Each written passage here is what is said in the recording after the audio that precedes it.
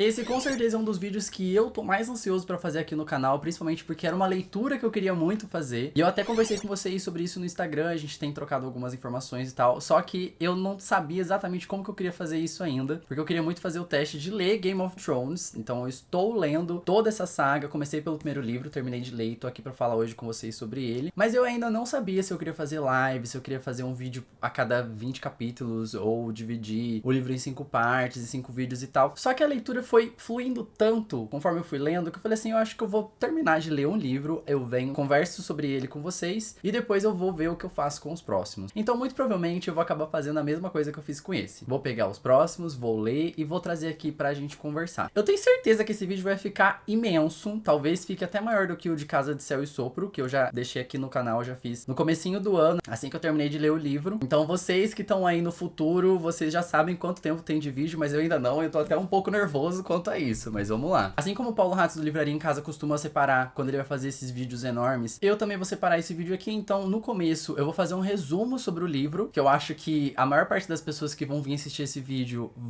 vai ser por conta desse resumo, e depois eu vou dar minhas opiniões, contar como foi minha experiência de leitura e fazer uma conclusão sobre como foi ter lido A Guerra dos Tronos depois de tanto tempo. Na verdade, eu gostaria que ficasse claro que é uma releitura, porque eu já li A Guerra dos Tronos há muito tempo. Eu acredito que foi ali entre a 6ª e a 7ª temporada da série, só que eu já não lembrava mais da história do livro, porque por mais que a série seja muito fiel, tem alguns personagens que só existem no livro e algumas tramas que também só existem lá. Então eu queria pegar do começo pra poder chegar até o 5º livro e sabe-se lá Deus quando que vai sair o 6º livro dessa série, né, que o George Martin até comentou essa semana, se eu não me engano, ou semana passada, de que ainda faltam 500 páginas pra ele terminar de escrever, ou seja, falta um livro inteiro, e só dessa informação a gente já consegue imaginar que esse 6º livro vai ser imenso. E falando em tamanho de livro, esse livro aqui, eu tenho a versão da Leia, porque recentemente ele tá saindo pela Suma, né, da Companhia de Letras, só que essa edição que eu tenho é da Leia, é daquelas edições bem tijolonas mesmo, sabe, mas são bem levinhas também, e não se encontram mais essas edições, porque os direitos autorais não estão mais com a Leia, e sim com a Suma, né, e ele não é grande só pelo tamanho do livro em si, tipo, essa diagramação aqui, ela é bem apertada, então você consegue imaginar que esse livro na versão digital, ele é muito maior, só que não é tipo,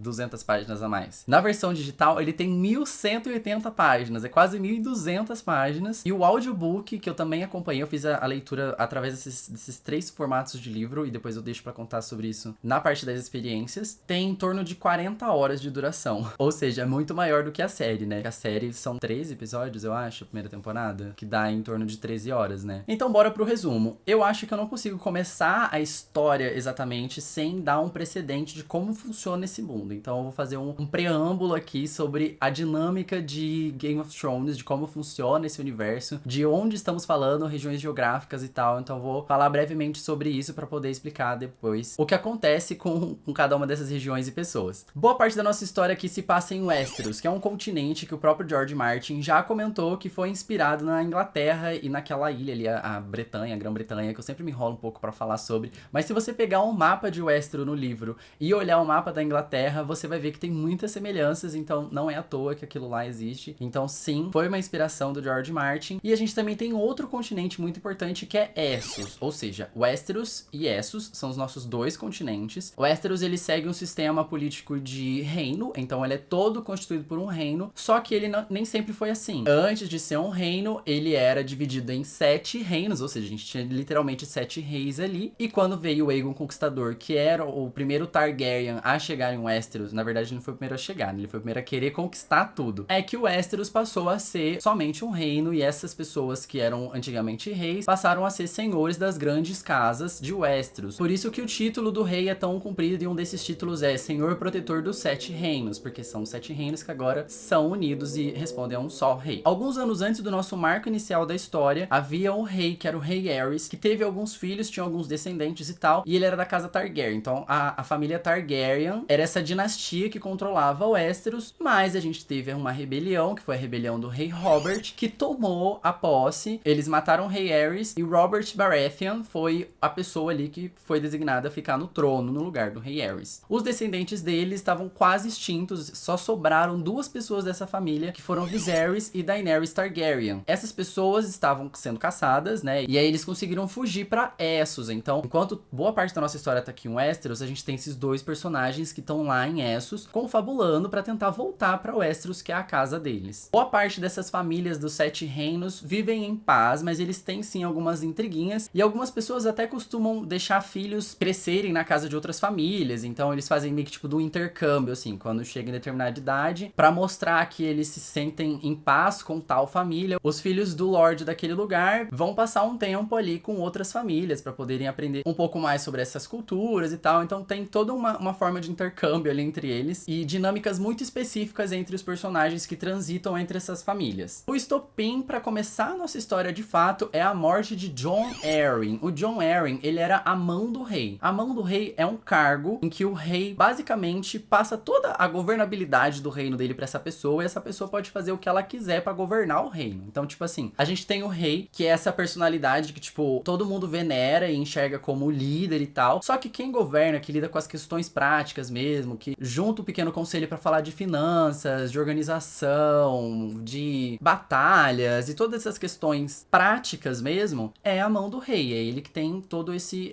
poder parlamentar em cima do reino. E é com a morte de Jon Arryn, a mão do rei atual, que a história começa. Só que antes de fato disso acontecer, a gente tem um prólogo no livro, que a gente acompanha alguns patrulheiros da noite, que é uma organização ali militar, que patrulha a região norte, ali o extremo norte de Westeros. Porque quando você olhar no mapa de Westeros, você vai ver que, tipo, tem toda uma parte do norte. O norte é muito grande. Eu acho até engraçado que, tipo, metade do país é norte e metade pra baixo são outras regiões. Então a gente tem o norte e o resto. E ali no limite do norte a gente tem uma muralha de gelo e outras construções, né? Porque até ler o livro eu achava que era somente gelo, mas aí depois eu descobri que tem algumas pessoas ali da Patrulha da Noite que são construtores. Então às vezes quando a muralha deteriora ou quebra alguma parte dela, eles vão lá e arrumam, dão uma arrumadinha ali no que precisa. E além dela, existem o que eles chamam de povos selvagens e várias coisas que eles não conhecem mais. Então, assim, eles construíram essa muralha e cagaram pro que existe do lado de lá. Eles só colocaram os patrulheiros da noite pra se proteger do que vier de lá. Então pode ser que venha qualquer coisa de lá. Pode ser, inclusive, que venham criaturas mágicas, tipo, querendo o mal de todo mundo. E é o que a gente enxerga no prólogo. Logo de cara a gente vê, então, esses patrulheiros ali andando um pouco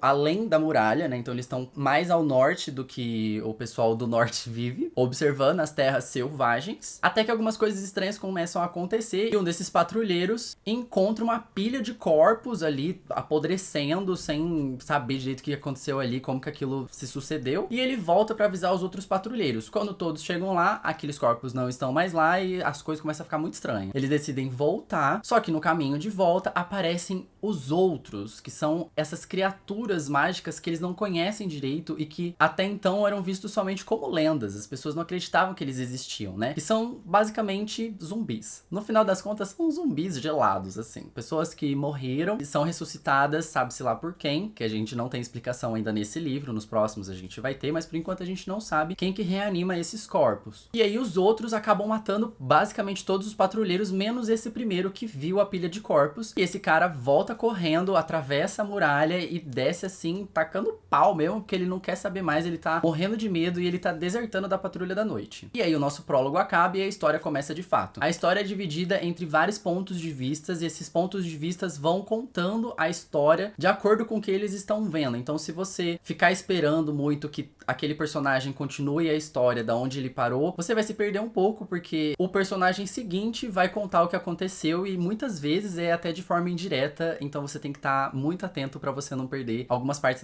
da história. E esse primeiro ponto de vista é do Eddard Stark. O Eddard Stark é o grande lord, é a pessoa que manda ali no norte. Ele é da casa Stark, como o sobrenome dele diz, ele tem a família dele e ele governa Winterfell, que é a sede da casa dele e do governo ali do norte. A primeira função dele nesse livro é justamente penalizar esse patrulheiro da noite que fugiu, porque quando você se voluntaria ou você é decretado a ir à Patrulha da Noite, você não pode voltar mais. É um voto que você faz de permanência eterna. Você fica lá até que você morrer de fato. Então, quem foge de lá está desertando, tá sendo um traidor, então precisa ser penalizado. E é o que o Eddard tá indo fazer. Ele tá indo exatamente executar esse cara. Ele leva os filhos homens dele mais velhos pra acompanhá-lo, que são Robb Stark, Brandon Stark, o Jon Snow e o Theon Greyjoy. E aí vocês vão notar que dois deles não têm o mesmo sobrenome dele, porque o Jon Snow é um filho bastardo, ou seja, ele não é filho do Lorde com a esposa dele, e sim filho do Ned com uma outra mulher. E o Theon Greyjoy é um desses que eu comentei há pouco tempo atrás, que veio de outra família pra fazer um intercâmbio ali, um Winterfell, entendeu? Então a gente tem essa galera aí que às vezes você pode achar que é filho, mas não é filho, só tá morando ali junto, entendeu? Beleza, eles vão lá, executam o cara, o Ned explica pros filhos dele por que ele fez isso, e aí eles estão voltando pra casa. No caminho de volta, eles encontram um corpo de um cervo gigante, morto, apodrecendo ali, sem um chifre, e eles decidem dar uma investigada, porque aquilo não é muito comum, tipo, encontrar um corpo assim no meio da estrada, daquela situação. Eles imaginam que seja alguma fera perigosa que esteja em volta, então eles vão dar uma vasculhada pra eles não correrem o risco dessa fera, sei lá, atacar um vilarejo ali e tal. Então eles vão dar uma olhadinha pra ver o que aconteceu. E aí eles descobrem que essa criatura que matou o cervo era na verdade um lobo gigante. E o lobo gigante é justamente o símbolo da casa Stark. E aí a gente vai notar que cada uma das grandes casas tem os seus símbolos, e não só símbolos exatos, mas várias coisas em Game of Thrones têm simbologias muito específicas, e a gente pode ficar confabulando sobre isso, criando mil teorias e tal, mas isso não vai ser nesse vídeo de agora. O único simbolismo que eu acho muito interessante de comentar é que esse lobo gigante morreu engasgado com o chifre do cervo que ele atacou. E um cervo é o símbolo da casa Baratheon, que é a casa do rei atual, o rei Robert, que depois o rei Aerys. E eles estão ali investigando esse lobo e tal, e eles encontram filhotes que estavam junto com esse lobo, porque não era exatamente um lobo, era uma loba gigante que estava com eles, e eles percebem que a quantidade de lobinhos ali é exatamente a mesma quantidade de filhos do Ned. Então eles decidem ficar com um pra cada. Curioso é que eles contaram os filhos biológicos do Ned e não contaram com o Jon Snow, mas aí o Jon Snow encontrou um lobo branquinho ali do lado que estava perdido dos outros e acabou ficando com ele. Assim que eles chegam de volta em Winterfell, eles recebem a notícia de que o rei está a caminho, e aí já começam algumas especulações, né? A Lady Catelyn, que é a esposa do Ned e de sobrenome Tully, que é a família que cuida de Corren Hill, que é um outro lugar ali do mapa, já avisa o Ned: olha, amore, eu acho que eu sei por que eles estão vindo aqui, né? O que ela tá querendo dizer ali é que como a mão do rei morreu e o Ned era o melhor amigo do rei Robert antes dele se tornar rei, ele muito provavelmente vai querer que o Ned seja o novo mão do rei. E aí vamos abrir um parênteses aqui pra explicar que antes de rei Robert ser rei e de Ned Stark ser o Lorde de Winterfell, eles foram criados pelo Jon Arryn, que comandava o Vale da Lua. Eu acho que é assim o nome do reino dele. E de sobrenome Arryn, então eles foram fazer os dois esse intercâmbio lá e moraram com ele um tempão. E tinham o Jon Arryn como pai. Então, Ned Stark e o Robert Baratheon eram como se fossem irmãos, sem ser de sangue. Eles tinham esse laço muito forte entre os dois, mas eles ficaram muitos anos sem se ver, porque as distâncias são muito grandes, e como a gente tá numa fantasia inspirada na era medieval, a gente não tem meio de transportes muito eficientes, né? Então, as pessoas costumam ficar ali nos seus reinos, nos locais onde eles estão, e é isso, eles ficam ali anos e anos. Daí, beleza. Passa o tempo, chega o rei com toda a comitiva real dele, aí a gente vai conhecer quem são a esposa e os outros amiguinhos dele, e a gente percebe que a família Lannister é uma família que tá ali conquistando cada vez mais espaço dentro do reinado do Robert. A própria esposa dele é a Cersei, ela é uma Lannister e tem um irmão,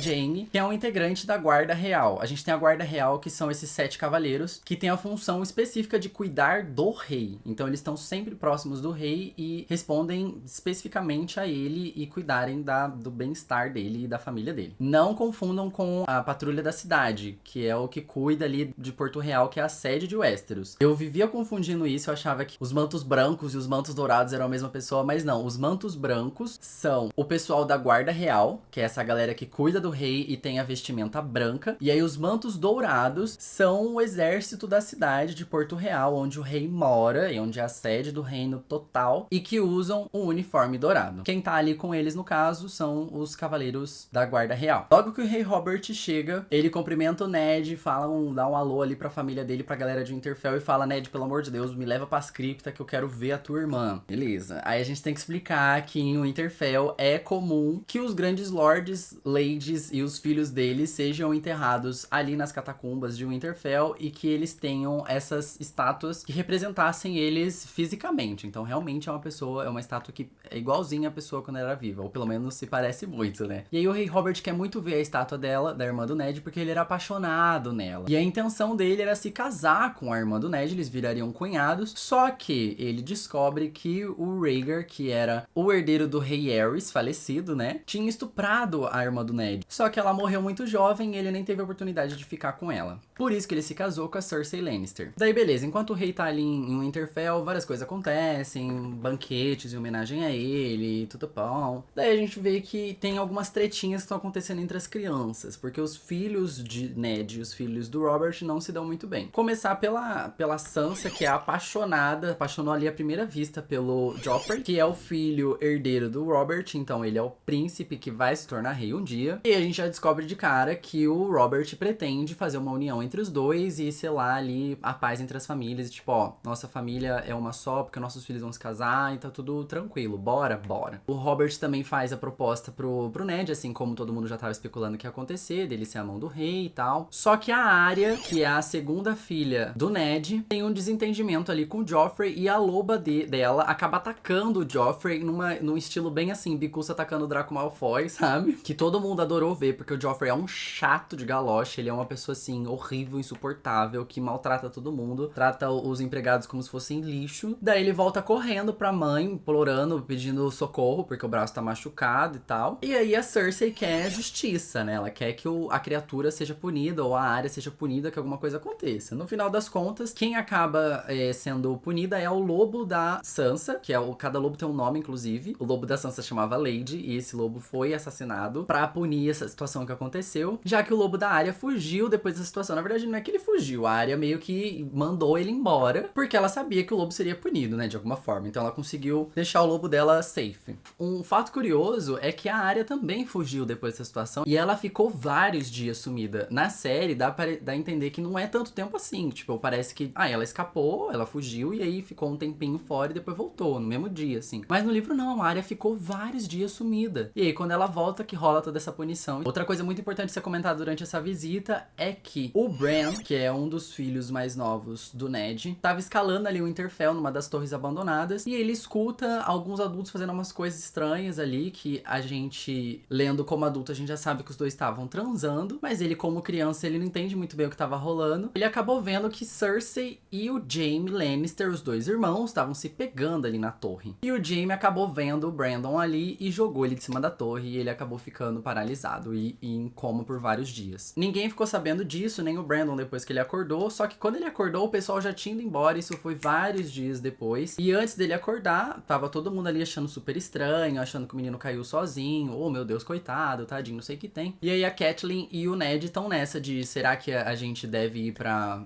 Porto Real com o rei, pro Ned ser a mão do rei de fato, ou negar esse pedido, o que a gente faz, o que a gente não faz? No final das contas, o Ned foi, só que eles se dividiram. A Catelyn ficou lá com o Brandon, que até então não tinha acordado, o Robb, que era o filho mais velho, e na ausência do pai, seria o responsável por Winterfell, e o Rickon, que é o filho mais novo deles, que é uma criancinha muito pequena e precisava ficar lá até ser um pouco maior. Junto do Ned foi pra Porto Real a Sansa, que tava prometida pro príncipe, a Arya, e só. Foram só as duas meninas com ele, porque o Jon Snow foi pra Patrulha da Noite. Ele queria muito, ele tava tipo super, meu Deus, deve ser incrível ser patrulheiro, ai que legal, deve ser maravilhoso. E foi pra lá. Daí, inclusive, eu já abro um parênteses aqui pra falar que pra mim os capítulos do Jon foram os mais lentos e chatos de todo o livro. Meu Deus, como era empurrado. Show, a galera decide então pra Porto Real, e enquanto eles estão no caminho pra Porto Real, rola uma tentativa de assassinato do Brandon, que já é uma criança que tá ali debilitada na cama. A mãe dele, a Catelyn, como não largou dele em momento algum, tava lá, então o cara, quando chegou pra matar a criança, acabou tendo que lutar ali com a mãe, e aí no final das contas quem salvou ele foi o lobo do Brandon, que tava ali perto, que eu acho que chama Verão. A partir daquele momento, o lobo ficou junto com ele todo o tempo, e o Brandon foi melhorando mais rapidamente. A Catelyn recebe uma carta da irmã dela. A irmã dela, que é a Lady Lysa, que agora é Lysa Arryn, era casada com Jon Arryn, que era a mão do rei anterior. Ou seja, Lysa nasceu Tully, assim como Catelyn Tully, mas como elas casaram com lords de outras casas, elas absorveram os nomes dos caras, né? Então a Catelyn virou Stark e a Lysa virou Lysa Arryn. Uma carta super misteriosa ali, com uma língua que só as duas sabiam conversar e tal, em códigos. Agora que eu lembrei, desculpa, peço perdão, que inclusive essa carta que a Lysa enviou pra Catelyn foi um dos principais motivos que fizeram Catelyn e Ned aceitarem a proposta do rei pro Ned ir lá servir como mão do rei, pra ele poder investigar melhor o que aconteceu, pois na carta a Lysa acusava os Lannister de terem matado Jon Arryn. Então foi por isso, a Catelyn falou assim, Mo, tu vai ter que ir pra lá, você vai ter que investigar isso, porque você estando lá, você consegue descobrir melhor. E é tipo assim, questão de honra agora, entendeu? Você estando lá, você consegue descobrir o que aconteceu de verdade. E aí, sim, como rolou essa tentativa de assassinato do Bran, a Catelyn achou tudo muito estranho e ela achou que os Lannisters podiam estar envolvidos nisso, mas ela não sabia exatamente qual Lannister. E ela decidiu tomar um rumo e ir pra Porto Real também. Deixou o Winterfell ali na mão do Robb Stark, que era o seu filho, e falou assim, mano, eu preciso ir lá também, preciso contar pro Ned o que tá acontecendo, mas eu não posso mandar uma carta porque é muito perigoso, a carta pode ser interceptada, pode cair numa mão errada, e no final das contas dá tudo errado. Então ela pega um barco e vai de barco, ela vai de navio, né? Pela água é mais rápido do que ir junto com a comitiva do rei, que eram muitas pessoas, eram muitos cavalos, então toda aquela aglomeração de pessoas atrasava um pouco a viagem. Ela indo sozinha num barco, ela chegava mais rápido. Ainda mais por Porto Real ser uma cidade costeira, ela não tinha nem que pegar estrada nenhuma, era só ali até Porto Branco, se eu não me engano, é o principal porto da região norte, e depois chegou em Porto Real. E ela de fato consegue fazer isso. Mas nesse meio tempo acontecem algumas outras coisas. No caminho até Porto Real, Ned e Robert recebem um aviso de que a Daenerys está viva e que ela foi prometida a um cara ali que é o Drogo. No caminho até Porto Real, o rei Robert recebe a notícia de que a Daenerys e o irmão dela, Viserys, estão vivos e que eles podem muito bem ali querer a qualquer momento voltar ao trono e reconquistar Westeros. Só que o Ned meio que descarta essa informação, fala assim, tipo, mano, não esquenta com isso, são duas crianças, sabe? Eles estão em outro continente, deixa eles viver a vida deles, não se preocupa com isso agora. E aí o rei Robert não gosta muito, mas toca viagem até a Porto Real. Enquanto tá de coma, o Brandon tem algumas alucinações, ele se imagina ali como um corvo e viaja sobrevoando Interfell, e de repente ele é um lobo, e aí ele tá passando pela cabeça de alguns animais e tal, e ele fica meio tendo alguns sonhos ali muito loucos. Chegando em Porto Real, o Ned descobre que o rei Baratheon meio que gastou tudo, e ainda assim quer gastar mais, porque ele mandou organizar um torneio pra comemorar a colocação de Ned Stark como a mão do rei, e que boa parte desse dinheiro tá sendo devido aos Lannisters. Os Lannisters são a galera que mais tem dinheiro em toda Westeros. Eles são a família mais abastada, eles literalmente vivem em cima de uma montanha de ouro, que é o Rochedo Casterly, né? Eles têm várias minas de ouro, e estratégica e politicamente todo o reino tá ali na mão dos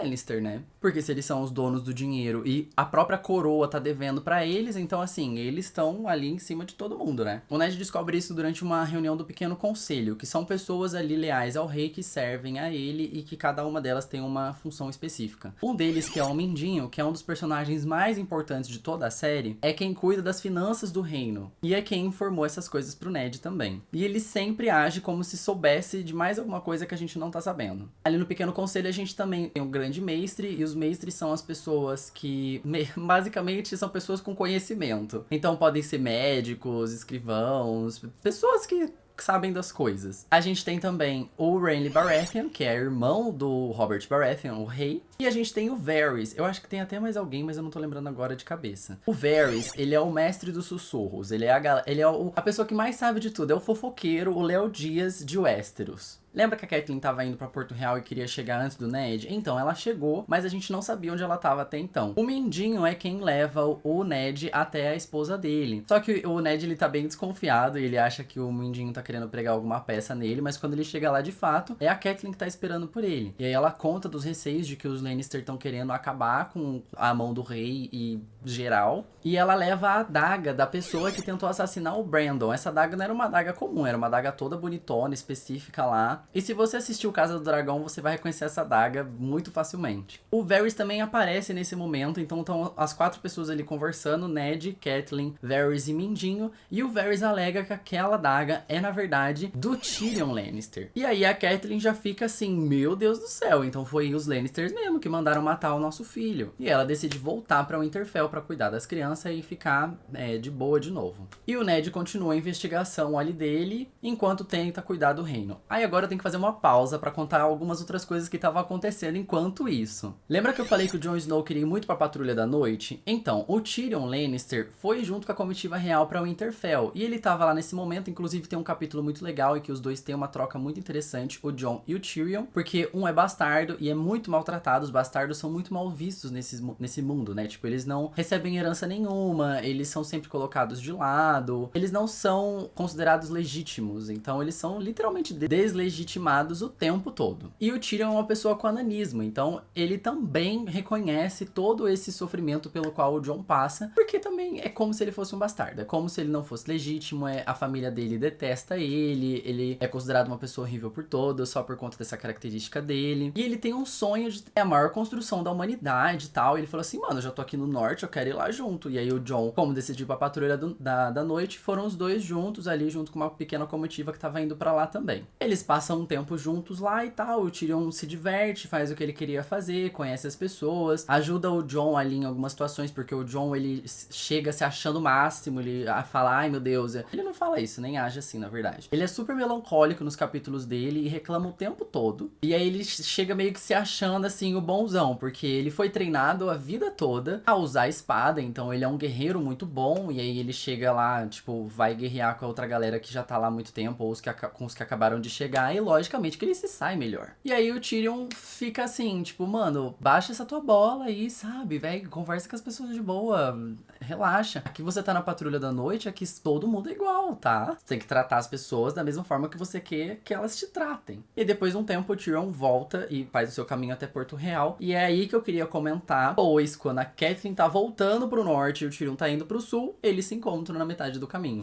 E esse é um dos melhores momentos do livro pra mim. Inclusive, os capítulos descritos pela Catelyn são assim, meu Deus, é o supra-sumo de Game of Thrones, são os capítulos descritos pela Catelyn. Eu amo muito. Eu queria que o livro inteiro fosse narrado por ela. Eu ia me divertir muito mais. Porque enquanto eles estão nessa estalagem, que é onde eles se encontram, a Catelyn olha pro Tyrion e fala assim, puta, esse daí é o cara que tentou assassinar meu filho. Eu posso deixar ele passar ou eu posso tentar capturar ele aqui mesmo e levar ele pra ser punido. Punido não, julgado pela minha irmã Lysa Arryn lá no bosque, no Vale da Lua, no castelo dela. Só que ela tá sozinha e disfarçada ali, porque ninguém pode saber quem é ela, né? Ela conseguiu ir até Porto Real e voltar sem ninguém perceber que Catelyn Stark tava saindo de Winterfell, tinha saído de lá. Mas aí nesse momento ela decide se revelar. E como boa parte das pessoas que estavam ali reconheciam as grandes famílias e deviam algum tipo de honra pra elas, a Catelyn, só de olhar pras roupas deles e identificar símbolos nas roupas dessas pessoas, sabiam a quais famílias eles pertenciam e quais dessas famílias deviam honra aos Stark, ou aos Tully, ou aos Arryn. Então ela tinha 3 famílias na mão a quem recorrer e ela conseguiu juntar uma galera ali e falou, fulano de tal, eu sei quem é você, eu sei quem é teu pai, que você deve honra a minha família, fulano de tal, não sei o que, não sei o que. Foi chamando a galera e aí ela ordenou ali no meio da estalagem, prendam o Tyrion e a gente vai levar ele daqui. Ela conseguiu juntar uma galera, prender o Tyrion e levar ele até o Bosque da Lua, o Vale da Lua, pra ser julgado pela irmã dele. Então, tipo assim, a Catelyn, ela é uma das melhores personagens, ela realmente entende muito de política, sabe muito bem onde ela tá pisando, ela consegue prever movimentações das outras pessoas, ela assim, cara, é outro nível. Logicamente que o Tyrion acha tudo muito estranho, ele fica negando a tentativa de assassinato, ele fala, não sou eu, não fui eu, não sei do que vocês estão falando, que loucura é essa? Mas aí a Catelyn leva ele mesmo assim até o castelo da irmã dela. Lembrando que, como o Jon Arryn, que era o protetor ali daquele castelo e daquela região, morreu, quem ficou no lugar dele foi a esposa dele, porque o filho, o Robb, era muito criança e ainda não tinha quem cuidar, então ela era meio que a regente ali até a criança ter a idade certa, mas ele, a criança, era quem tinha a palavra final pra decidir as coisas. Daí a gente percebe que a Lysa não tá muito bem da cabeça, ela tá meio louquinha. E por isso até que ela deixa todas as coisas meio que na mão do filho e as coisas estão desandando, tá tipo, a galera tá meio preocupada ali com o caminho com que rumo que esse reino vai tomar. Mas ainda assim, é a única opção da Catelyn, já que ela se revelou, prendeu um Lannister e tá mantendo ele refém num castelo, as coisas têm que continuarem acontecendo. E aí eles vão pro julgamento do Tyrion. Só que até o julgamento de fato acontecer, ele é preso numa cela assustadora,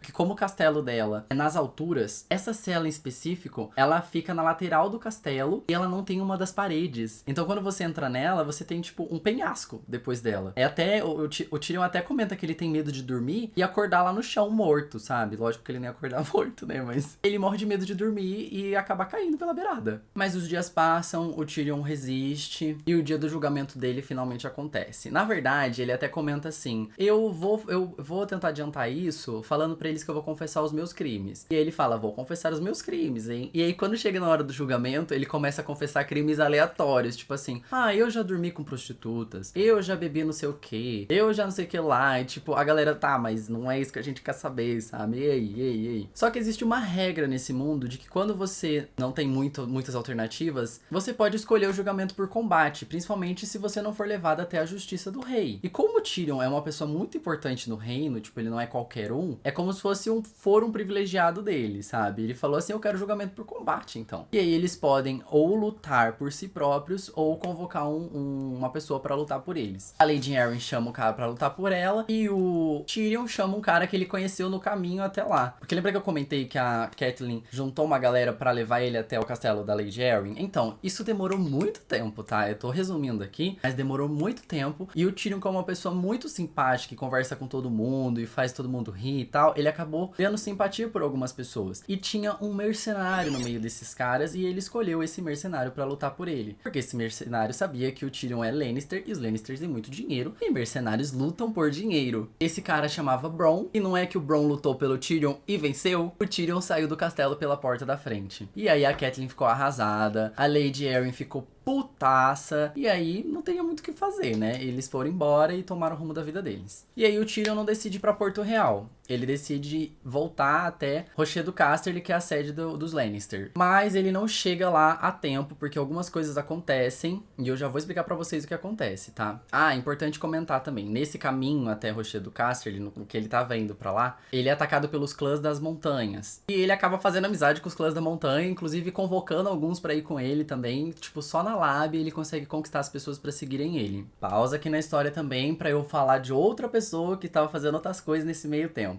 O Jon Snow tava lá na patrulha da noite, ele ficou bravinho com algumas pessoas, ele queria muito ser patrulheiro, que é a galera que vai além da muralha, né? E, tipo, ele achava que era um dever lindo, tipo, vamos proteger o norte das ameaças, dos selvagens e tal. Mas ele descobre que, tipo, a própria patrulha em si tá com vários problemas estruturais ali dentro dela, e algumas coisas estão acontecendo. Por exemplo, o Sam, que é um cara que chegou lá, o Sam Tarly, também foi recrutado pra patrulha. Mas assim, entendam que a patrulha da noite não é o lugar onde você vai porque você quer. O Jon fez isso porque ele é meio doidinho. Porque só vão pra patrulha da noite as pessoas que ou traíram o reino, fizeram algum crime e, tipo, pra não matar essa pessoa, eles mandam ela pra patrulha da noite, ou alguém que realmente, tipo, quer ir pra lá porque não tem mais o que fazer da vida. Tipo, se nada der certo, vou pra patrulha da noite. É um negócio assim, sabe? É um lugar que ninguém quer tá. E o Sam foi mandado pra lá pelo pai dele, porque o Sam, ele é gordo e covarde. Uma coisa não tem nada a ver com a outra. Ele apenas tem essas duas características. E, infelizmente, na realidade que eles vivem, se você não é um cavaleiro alto, forte, esbelto e que faz várias coisas, você não é digno de herdar uma grande casa. E a casa do Sam não é tão grande assim. É uma casa importante, mas ele não é uma das 7 grandes. Ela é uma das vassalas de uma dessas casas grandes. E o pai dele simplesmente mandou ele pra lá porque ele achava que ele não era digno de herdar o título da família dele. É bem triste e ele enfrenta duras realidades ali, só que o Jon sempre intercede por ele. Isso eu acho muito legal, né? E tipo assim, na verdade isso acaba virando até um bromance que sempre me enche um pouco o saco, mas que é fofo no final das contas, que eles sempre se protegem, um ao outro sempre se ajudam e tal. E o Sam tava tendo várias dificuldades, não tava conseguindo meio que sobreviver literalmente ali dentro daquele meio, tava sendo muito tóxico pra ele, tava se retraindo cada vez mais e não tava tendo muita alternativa, não tava tendo muita perspectiva de futuro pra ele. E o Jon intercedeu, falando com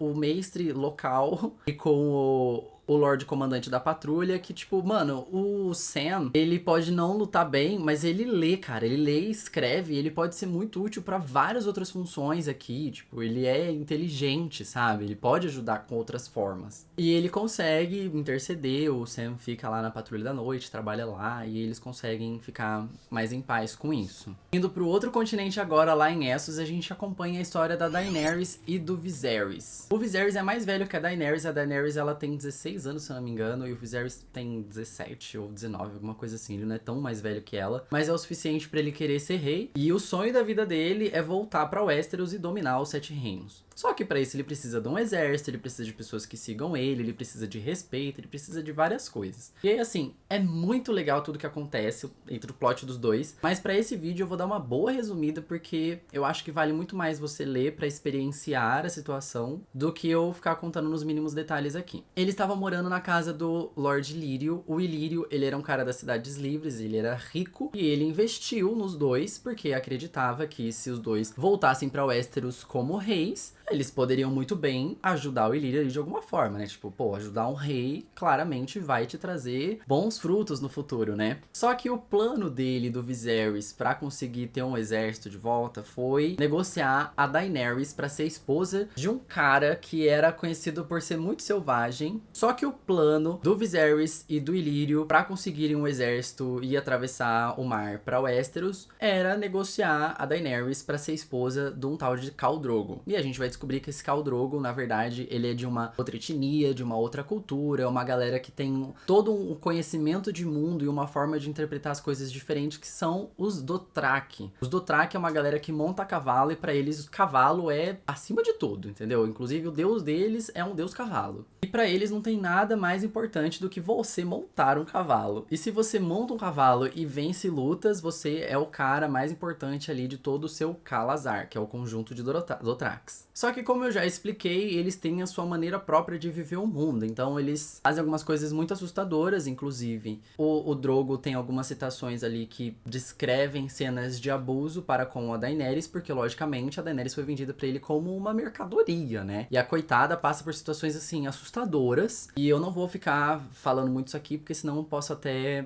o vídeo pode até cair. Importante vocês saberem aqui, o Viserys também tratava a Daenerys que nem uma cadela. E é até errado falar isso, porque cadelas merecem ser tratadas muito bem, e o jeito que ele tratava ela era assustador. No final das contas, a Daenerys e o Drogo acabaram se apaixonando. Síndrome de Estocolmo, talvez. Mas, independente disso, se apaixonaram, e o Drogo matou o Viserys porque ele sacou uma arma num lugar que era sagrado pros Dothraki. Nesse local que eles estavam, era proibido você portar qualquer tipo de arma, e ele tava com uma espada ali, porque ele tava puto que foi prometido pra ele um exército e, tipo, passaram-se meses ali e nada do exército acontecer pra ele atravessar o mar e conquistar o Westeros. Só que, tipo assim, o Viserys, ele era fraquinho, ele não tinha muitas condições físicas de lutar com um cara que venceu inúmeras batalhas, sabe? Então ele morreu muito facilmente ali, e aí a Daenerys foi viver a vida dela com o Drogo, várias coisas aconteceram, e aí ela engravidou. E aí nesse momento que ela engravidou, eu volto pra falar sobre o Rei Robert, porque ele recebe essa notícia. E aí ali durante uma reunião do Pequeno Conselho, ele fala assim: gente, precisamos matar essa garota, porque se ela tá grávida, ela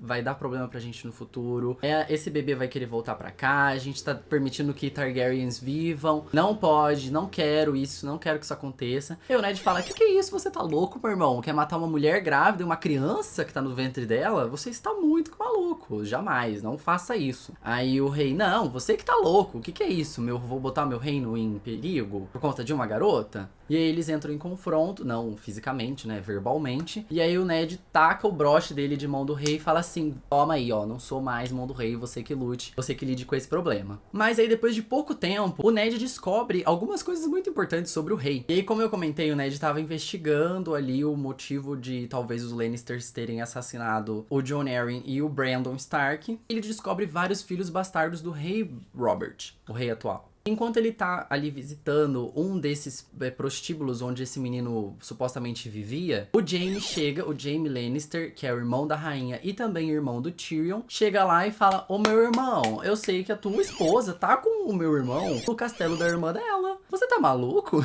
Mona, você tá louca? E aí eles têm uma treta, porque o Ned não baixa a bola, o Jaime também não baixa a bola. E aí basicamente todos os homens do Ned são assassinados e o Ned tem a perna fraturada.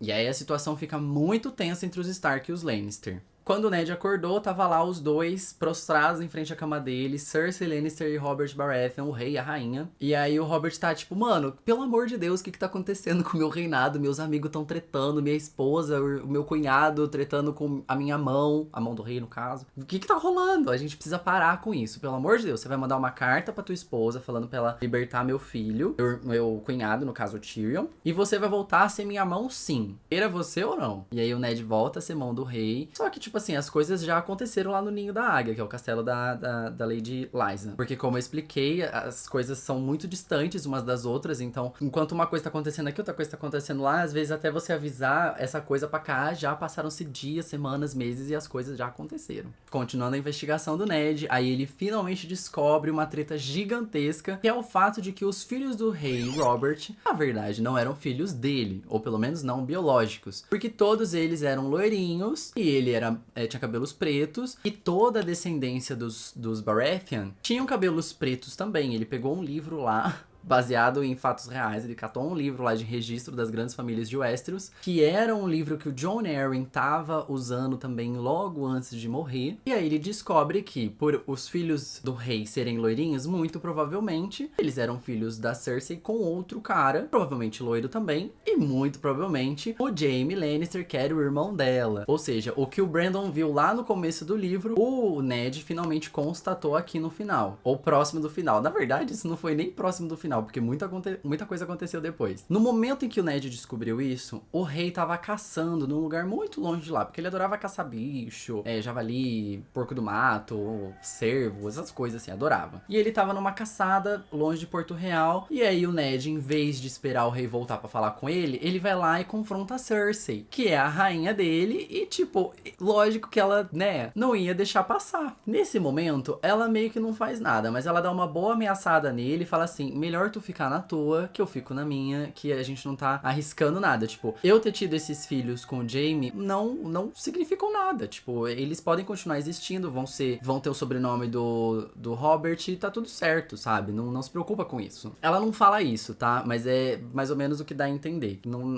Ninguém tá fazendo nada de errado. É o que ela tenta dizer, entre muitas aspas. Pois bem, o rei volta da caçada, só que ele foi atacado por um javali e ele tá ali à beira da morte. Existem várias teorias ali a respeito dessa possível morte real dele, de fato, de que possivelmente ele tenha sido meio que envenenado pra ficar meio tantando as ideias durante a caça e não conseguir caçar direito. Muito provavelmente, se for envenenado, teria sido pelos Lannister, mas a gente não tem nenhuma comprovação de fato até o momento. A gente termina o livro com essa incógnita. O rei Robert morre de fato, só que segundos antes dele morrer, ele pede pro Ned fazer meio que uma carta pra ele, falando que tipo, olha, você vai continuar sendo o regente até que o meu filho seja herdeiro. Só que aí ali no momento em que ele tá escrevendo, em vez de colocar filho, ele coloca tipo, herdeiro legítimo. Aí ele termina de escrever a carta, bota o selo do rei, o rei assina, o Ned assina, coisa bonitinha, papapá. A intenção do Ned ali era que, quando o Robert morresse, o trono não ficasse pro filho dele, o Joffrey, aquela criança assustadora, nojenta, horrorosa, asquerosa que eu tinha falado no começo do vídeo. E sim pros herdeiros legítimos dele, que seriam os irmãos dele. Muito provavelmente o Stannis Baratheon, que é o irmão mais velho dele. Daí o rei de fato morre. Assim que o rei morre, o Ned decide mandar as filhas dele de volta pra Winterfell, porque elas ficariam mais seguras lá, porque ele tava prevendo que ia ter algum tipo de treta, alguma guerra, conflitos estariam por vir, então era melhor que as filhas dele estivessem no local seguro. Porém, a Arya, que é a filha mais nova, ela tava ali, tipo,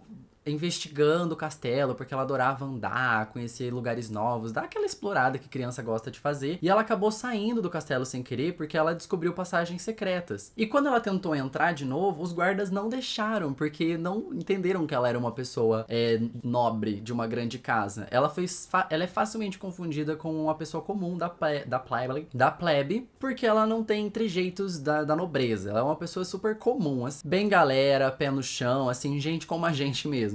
E ela acabou ficando presa pra fora do castelo. E aí ela foi viver ali em Porto Real mesmo, na Baixada das Pulgas, caçando pombo pra sobreviver, viver na realidade dela. E aí ele não conseguiu mandar a menina de volta pra Winterfell antes da coisa toda acontecer. A Sansa, por outro lado, como tava prometida pro príncipe, ela insistiu pra ficar e ela não queria ir de jeito nenhum, porque o príncipe isso, o príncipe aquilo, eu preciso ficar pra casar com o príncipe, que ele vai ser rei um dia, eu vou ser rainha também, não sei o que tem, não sei o que lá. Acabou ficando. No final das contas, ele não conseguiu despachar nenhuma das filhas, foi toda a comitiva dele embora, ficaram só os 3 ali em Porto Real, no final das contas. E aí a merda se atirou no ventilador. Porque teve uma reunião do Pequeno Conselho, daí o Ned pegou a carta que ele fez com o rei, esfregou na cara da Cersei e falou assim, olha, herdeiro legítimo, não é meu filho, não é pro filho dele, hein? Eu sei de coisas, hein? Aí a Cersei falou assim, o quê? Você está conspirando contra o rei? No final das contas, ela conseguiu aprisionar o Ned, fazer ele de gato e sapato e fazer ele confessar confessar que ele estava conspirando contra o rei. Daí o Ned foi sim assassinado por conta disso. E aí começou uma guerra, não pela sucessão do trono, mas por legitimidade, por honra. Todo mundo se sentiu afetado, uma galera que não tinha nada a ver com a história resolveu se meter no meio. E esse é o grande gancho pro segundo livro. Só que antes do grande gancho acontecer, a gente tem várias batalhas, várias cenas de guerra, que a galera começou a se organizar e se separar em grandes batalhões pra se confrontarem. Então a gente vai ter a galera do norte que tá descendo aqui pra Porto Real pra poder vingar o Ned Stark, que foi assassinado, comandados por Robb Stark. A gente vai ter os Lannister, que é o exército mais poderoso, é o exército que tem mais ouro, mais dinheiro, mais gente e tudo mais. A gente tem o Joffrey sendo coroado e fazendo várias loucuras ali na cidade, porque ele é muito maluco, aquele menino, tipo, manda pessoas serem executadas gratuitamente, assim. E a gente tem o Renly Baratheon, que era o irmão mais novo do rei Robert, decidindo tomar a frente, pois o Stannis até então não deu sinal de vida. Ele não falou se queria o trono pra si, não falou se ele ia se envolver na guerra, não fez nada. Então o Renly falou assim, então eu vou lá, eu sou Baratheon, eu vou lá conquistar esse trono pra mim, sim. Hein? Vou deixar meu irmão morrer à toa, ser enganado, ter o filho dele, na verdade, é filho de outras pessoas, e essas outras pessoas que vai ficar no governo? Ah, não.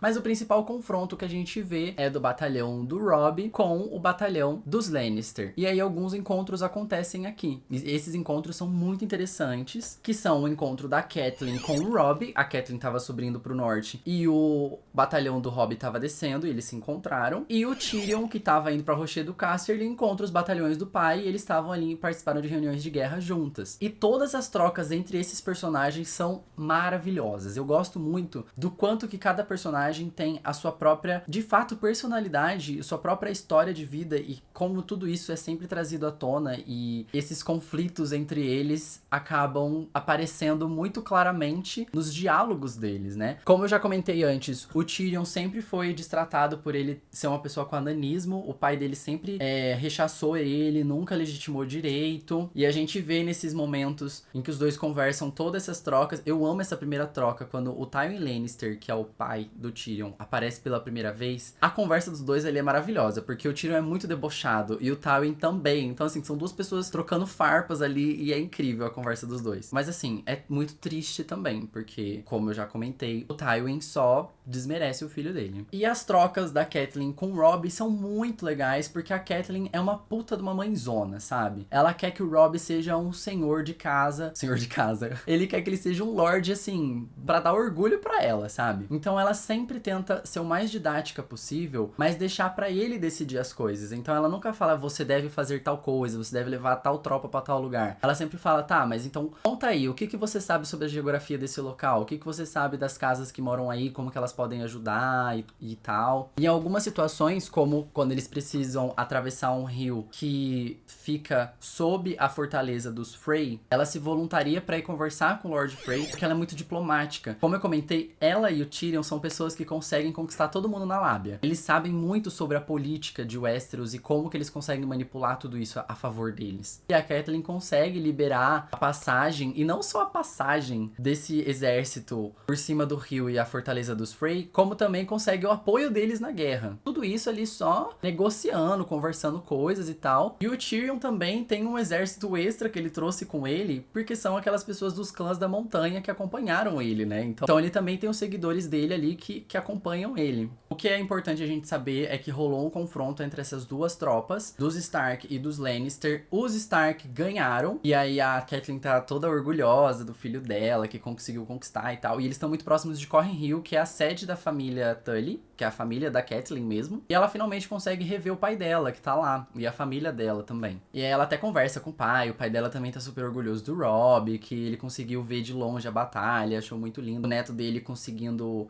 controlar as tropas e tal. Tá todo mundo orgulhoso do Robb. Não só venceram essa batalha, como também estão mantendo o Jaime Lannister como cativo. Eles conseguiram sequestrar o Jaime pra poder usar como moeda de troca. Aí a Catelyn fala assim, mano, a gente pode usar isso pra trocar as filhas que estão lá em Porto Real. real. Porque lembra que lá em Porto Real estavam Ned Stark, a Sansa e a Arya? A cabeça da Catelyn, a Arya tá junto com a Sansa. Então ela pensa assim, putz, morreu meu marido, eu não tenho muito o que fazer, mas eu posso negociar o Jaime em troca da Sansa e da Arya. Mas a galera que tá ali junto com o Robb não aceita isso, porque o Robb, ele não tá sozinho ali, né? Como eu comentei, ele reuniu várias tropas vassalas dos Stark, então tem vários pequenos lords que respondiam aos Stark antes, que seguem ele, mas que também tem voz ativa ali nas reuniões. Então começaram a dar voz pro Robb numa forma um pouco maior do que eles estavam esperando. O Robb tava querendo vingar o pai, mas aí os lords ao redor começaram a chamar ele de Rei do Norte. Ou seja, o Robb não tava mais só batalhando pra vingar o pai, como também pra ser coroado rei. E as coisas tomaram proporções muito grandes. O arco desses personagens políticos ali de Westeros meio que acaba por aqui, fica esse puta desse gancho da guerra pro próximo livro, mas a gente tem alguns outros personagens que estão ali fora desse eixo político, que também tem coisas importantes acontecendo, e aí a gente tá próximo de acabar tudo que eu tenho pra falar sobre esse livro. Jon Snow tá ali na Patrulha da Noite. A Patrulha da Noite, como eu mencionei, ela fica isolada do resto do mundo, então ela não pode interferir em nada que acontece nos Sete Reinos. Só que o Jon tá sabendo de tudo que tá rolando, porque chegam as cartas lá informando, né, o pessoal da Patrulha da Noite, tipo, olha, o Rei Robert morreu, Brandon Stark tá acamado, não consegue andar, o Joffrey foi coroado rei no lugar dele, então eles ficam sabendo de tudo isso. E a notícia que mais comoveu o Jon foi que o pai dele foi assassinado, né, foi tido como um traidor. E ele fica assim, meu Deus, eu preciso voltar, eu preciso fazer alguma coisa. O Ned, meu Deus, preciso fazer. Só que ele não pode fazer nada, porque ele já fez os juramentos dele da Patrulha da Noite de ficar lá e cuidar da muralha. Então ele tem que ficar lá na muralha. Contudo, ele tenta dar uma escapada, e aí até um capítulo bem legal, eu acho bem bonito, que ele já criou uma amizade ali com o pessoal da Patrulha da Noite, porque ele ajudou o Sam, ele acabou ensinando os outros meninos a lutarem também, a usarem a espada de uma maneira melhor, né? E eles ficam sabendo que o Jon tentou escapar, porque ele tentou fugir numa noite escura, tipo, vou lá pra Vila Topeira, que é uma vila que tem próximo de Castelo Negro, que é a sede da Patrulha da Noite, mas os amigos dele foram atrás dele. E eles recitam os votos da patrulha pro Jon, falam, mano, você tem que ficar com a gente,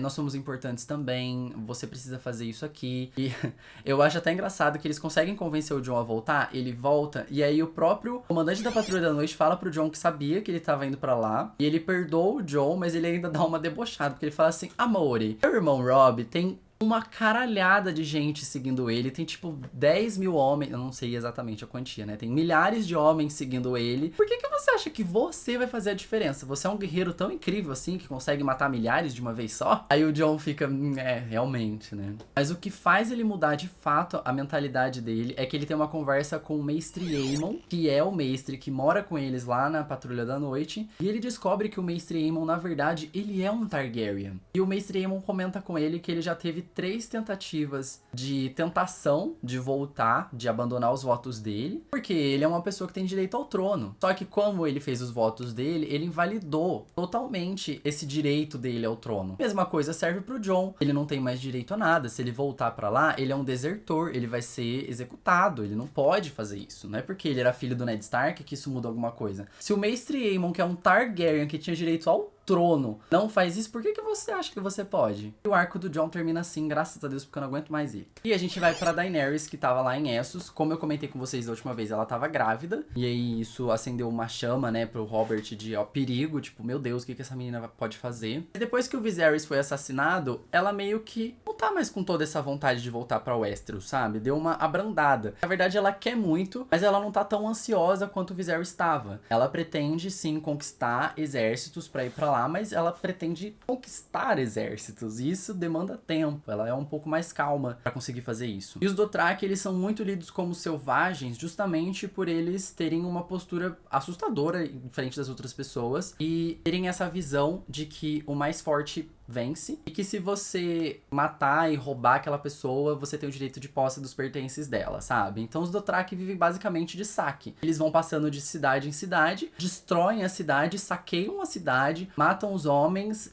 abusam das mulheres e pegam as crianças pra viverem com eles, e a fortuna toda deles é baseada nisso. Só que enquanto eles estão saqueando uma dessas cidades, a Daenerys fica muito chocada de ver algumas mulheres sendo abusadas, e ela obriga os caras a pararem, porque como ela é uma Khaleesi, Alice, ela é a esposa do Cal, que é o dono do Calazar, ela tem poder pra ordenar alguma coisa em cima dos caras, né? Então ela toma aquelas mulheres como escravas, e uma dessas mulheres é Mirri Maz Duur. E a Mirri Maz Duur, ela é meio que uma bruxa, ela faz umas feitiçarias ali, tem uns poderes maravilhosos. E a Daenerys pede ajuda pra Mirri Maz, porque o Drogo meio que não tá muito bem das pernas, não. Ele tava literalmente passando mal. Ele teve um ferimento durante essa batalha nessa cidade da Mirri Maz. E essa ferida apodreceu e começou a infeccionar. Quer dizer, a gente sabe disso hoje porque a gente entende o que acontece quando uma ferida começa a necrosar tudo em volta, né? Uma infecção e tal, coisas acontecem. E ele tava ali à beira da morte. E aí a Daenerys fala, pelo amor de Deus, eu preciso fazer alguma coisa, Mirri Maz, me ajuda. Aí a Mirri Maz fala assim, tudo bem, mas olha, toda magia tem seu preço, as coisas podem ser perigosas, você quer mesmo? A Daenerys, claro, ele é meu sol, estrelas, eu preciso dele. Aí a mulher vai lá, faz o ritual dela, um ritual bem babadeiro, tipo, aparecem umas sombras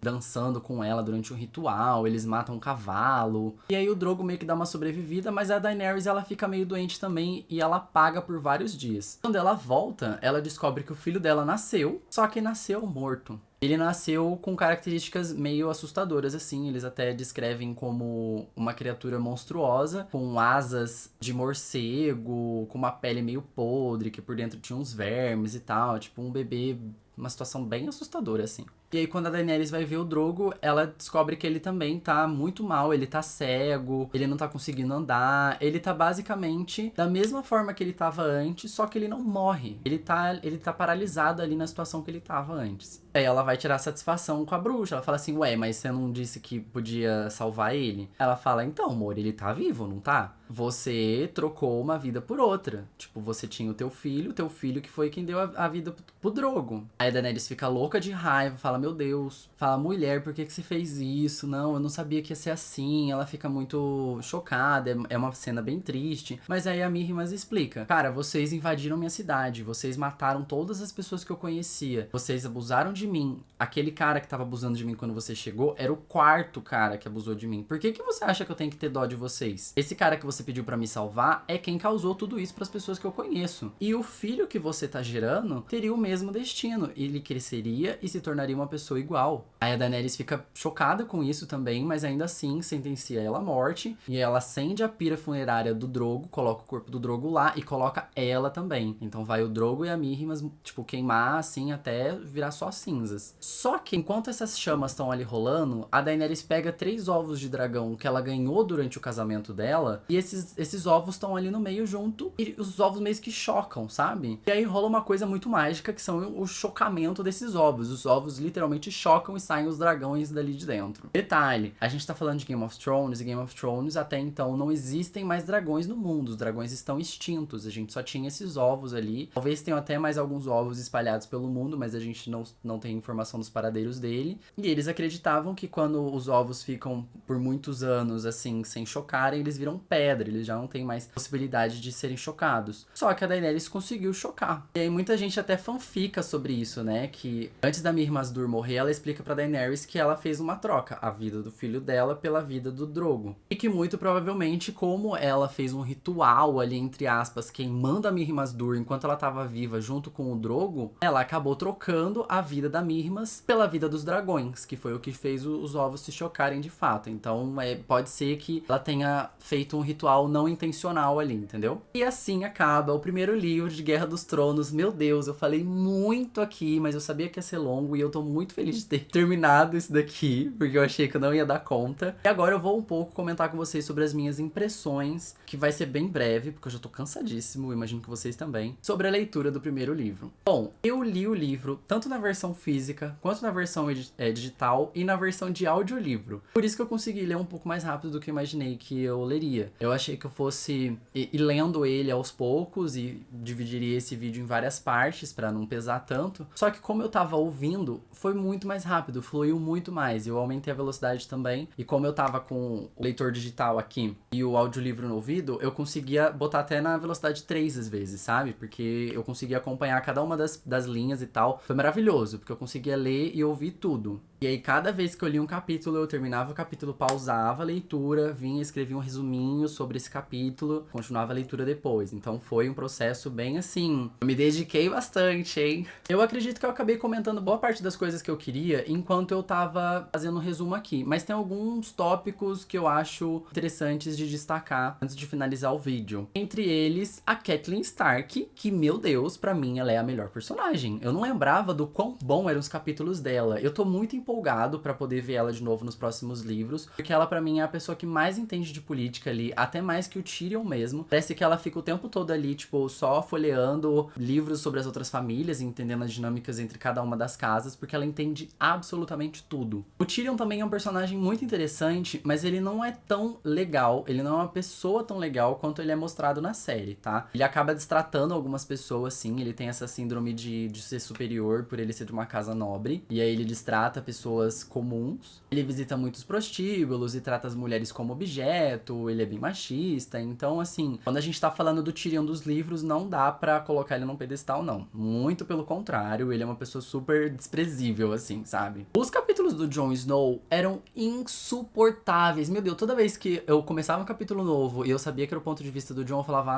ah não, eu quero pular isso, que coisa mais chata. A gente tem um grande paralelo entre ele e, por exemplo, a Arya. A Arya só se ferrou o livro inteiro. Só que todas as vezes que ela aparecia, era muito empolgante, porque ela mostrava um ponto de vista pra gente completamente diferente do que a gente tava tendo na trama. Enquanto a gente tava na trama acompanhando lords e a galera em Porto Real e o povo nas grandes casas e tal, a gente tava vendo a Arya ali conversando com as pessoas da rua, a Arya numa cozinha, a Arya na Baixada das Pulgas. Então a gente conseguia saber o que as pessoas estavam falando sobre toda essa fofoca real. É engraçado até a gente ver, em alguns momentos, quando o rei morre, ela ouve fofocas do que poderiam ter sido a razão da morte do rei. Teve gente falando que ele morreu comendo um javali. Teve gente que falou que ele foi assassinado pelo Ned Stark. Teve gente falando que alguém matou ele enquanto ele tava caçando, que não foi javali nenhum. Então assim, a fofoca correu solta e a Arya era quem trazia isso pra gente. E era muito legal porque por mais que ela vivesse uma realidade muito dura, ela não tava o tempo todo reclamando enquanto o Jon estava, sabe? Tudo bem que a realidade do Jon não era muito boa, mas ele optou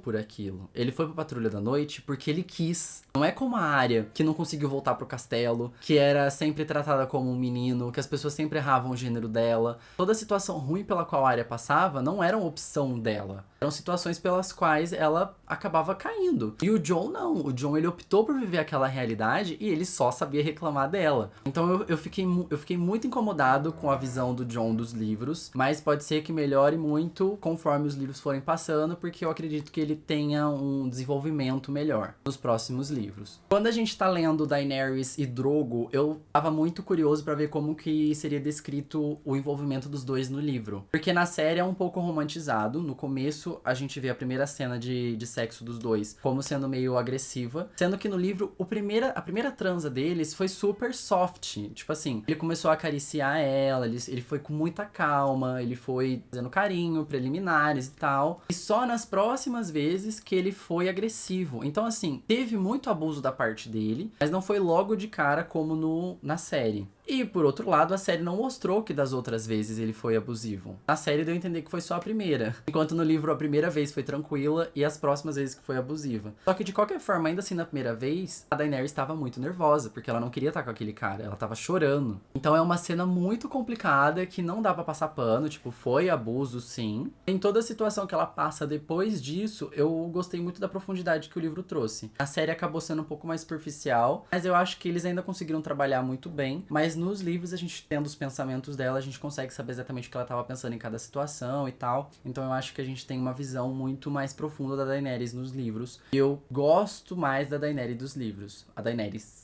dos livros. É curioso que quando se fala em Game of Thrones, as pessoas automaticamente lembram de dragões e dos caminhantes brancos, né? A galera lá dos White Walkers, os zumbis gelados. Mas nesse primeiro livro, a gente só tem magia no primeiro e no último capítulo. A gente só tem caminhante branco no primeiro capítulo e a gente só tem dragão no último capítulo. Todo o resto do livro é pura politicagem e eu gosto muito disso. É o que mais faz eu gostar de Game of Thrones, é essa politicagem de fantasia medieval, sabe? nossa, isso me encanta muito e eu tô muito feliz de estar lendo essa série agora de novo, porque eu precisava muito desse tipo de conteúdo agora, sabe? Fico até feliz que eu tenha esperado tanto tempo pra fazer essa releitura, porque hoje eu tendo 26 anos, eu acho que eu consigo ter um pouco mais de absorção dessa história do que se eu tivesse lido ali com os meus 21 ou com os meus 20 quando eu li ele pela primeira vez. Agora eu tendo esse vídeo aqui vai ser muito útil pra mim quando eu ler o próximo, porque eu vou poder reassistir ele pra lembrar os principais tópicos pra ir pro segundo livro. E vocês também, né? Como eu comentei, eu quero muito fazer essa leitura, mas é assim, sem pressa. Muito provavelmente eu vou pegar o segundo livro só daqui uns 4, 5 meses, assim. A intenção mesmo é fazer essas leituras até a segunda temporada de Casa do Dragão sair, o que vai acontecer só daqui 2 anos. Então, tô sem pressa. Vocês também deveriam estar, até porque o sexto livro vai demorar muito tempo pra sair ainda. Muito provavelmente vai sair ainda depois da segunda temporada de Casa do Dragão, então teremos tempo pra poder refletir e fanficar bastante a respeito. É isso, espero que vocês tenham gostado desse vídeo. A gente se vê no próximo e um beijo. Tchau, tchau.